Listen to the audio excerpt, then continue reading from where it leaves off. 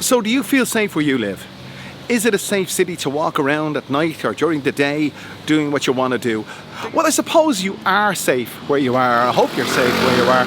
But I'm telling you that you're very safe where I am. These are the back streets of Bangkok.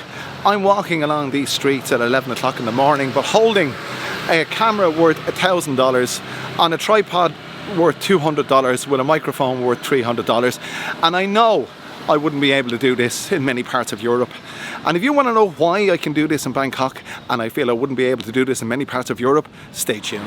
Guys, this video is about safety in Bangkok, but it's a lot more than that. I talk about the reasons Bangkok is safer than most of the cities in Europe that I've been to. And it's because of social welfare. Social welfare is the benefit that we get in Europe when we don't have a job. They don't have any degree of social welfare in Thailand to speak of, and therefore you don't have social welfare dependency. Any dependency is a bad thing. So if you want to know what's the link between social welfare and safety on the streets of Bangkok, you're in the right place. I'm deliberately making this video from not necessarily a back street, but a side street. It's not really a main street. And the reason I'm doing it here is to highlight the safety aspect of Bangkok. It's 10:30 in the morning.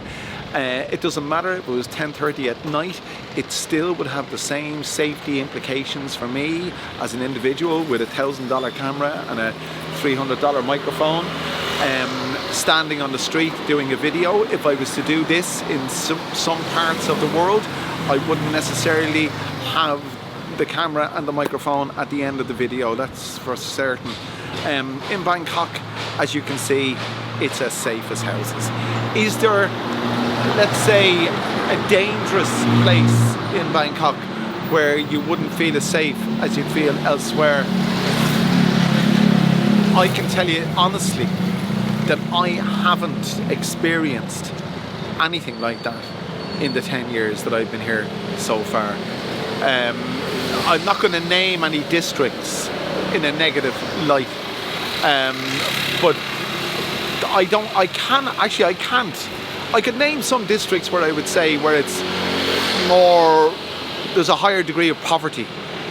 But you'll find a high level of poverty in most areas in Bangkok, and that high level of poverty is, you know, coexisting with a high level of affluency, especially where I am now. And this is kind of the Sooty San district of Bangkok. It's kind of, as you can see, a busy thoroughfare, but around me, just across the road there, that's a private house. It's got, let's see, I can't see the gate. I can't see the gate. I think the gate's around the back, but you find a lot of houses around here with electrified gates, very private indeed. And you just have to walk a couple of 100 meters to find someone living in less, let's say, affluent accommodation. And even so, even though you'll find people living like that in less well-off circumstances, you don't feel threatened walking amongst them, you know, them knowing that you've got more than they have. If you were to do the same in Paris or London, you would find yourself in a situation where you wouldn't feel so safe.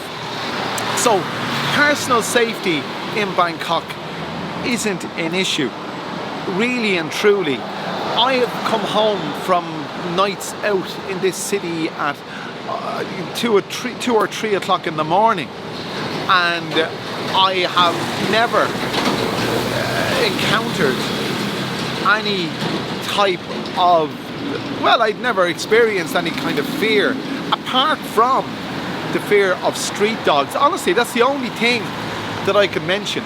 Street dogs are the one thing that I'd be wary of at any hour of the day or night. In actual fact, if I see a street dog, if I was walking down there and I saw dogs roaming on the street, I'd turn around and go the other way. 10% of dogs in Thailand have rabies. I'm not prepared to take that chance.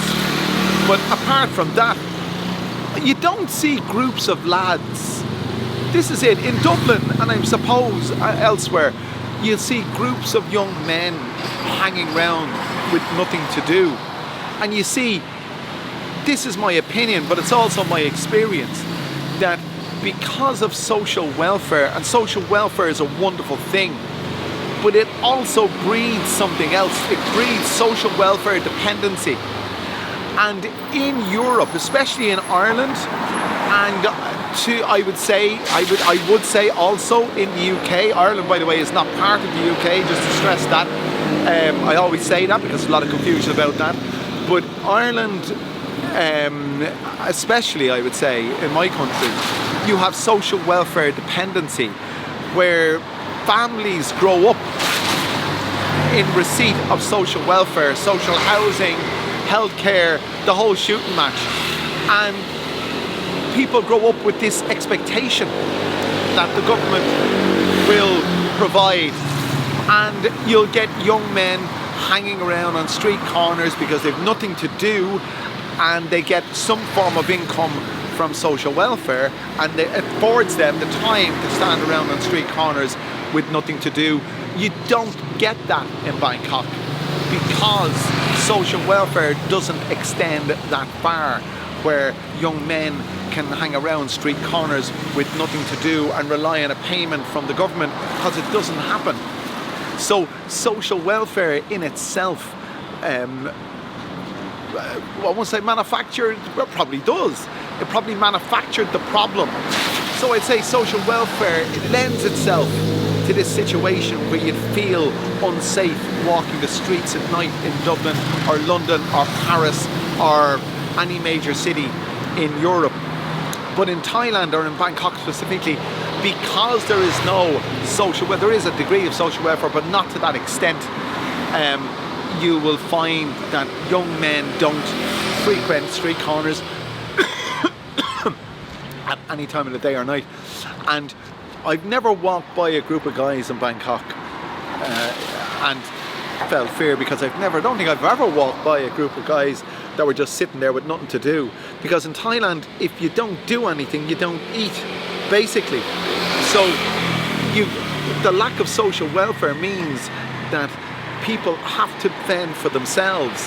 And by the way, the other component to this is that in Europe there's a lot of regulation, and the regulation insists on people having the right credentials, and they have to meet the certain criteria to open up a food stall, for example. In Bangkok, it doesn't seem to be the case. And in actual fact, I know it's not the case, because I've spoken to street food vendors about this, and you can open up a food stall in the market area, let's say, or any market area, selling whatever you want to sell.